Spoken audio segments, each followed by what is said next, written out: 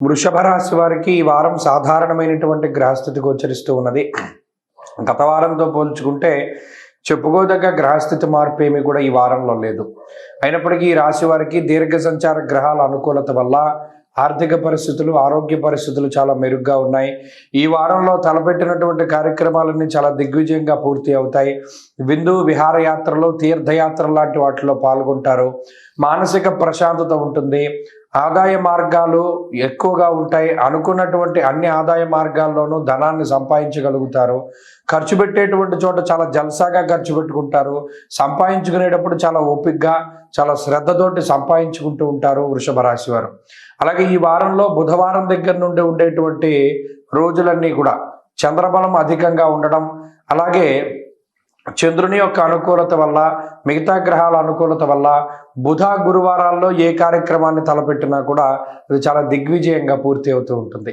ఉద్యోగపరమైనటువంటి ఎదుగుదల ఉంటుంది. వ్యాపార పరంగా 10 మందిని ఆకర్షించుకోగలుగుతారు.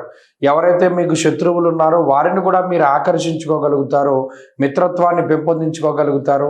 భాగస్వామ్య వ్యాపారస్తులు లబ్ధి పొందడానికి అవకాశం ఉంటుంది. షేర్ మార్కెట్లు, జోదము, స్పెక్యులేషను ఇటువంటి వాటిలో మాత్రం ధనాన్ని పెట్టుకోకూడదు.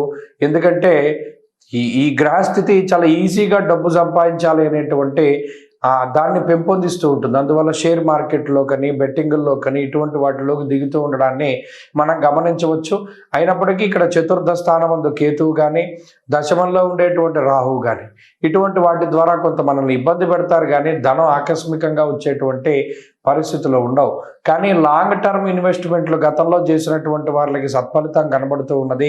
శుభ కార్యక్రమాలు జరగడానికి అవకాశం ఉంటుంది. అలాగే పుణ్యనది స్నానాలు చేయడానికి అవకాశం ఉంటుంది. కుటుంబ సభ్యులతోటి సమయాన్ని గడుపుతారు. ఆనందదాయకమైనటువంటి వాతావరణమే ఈ రాశి వారిలో ఉంటుంది.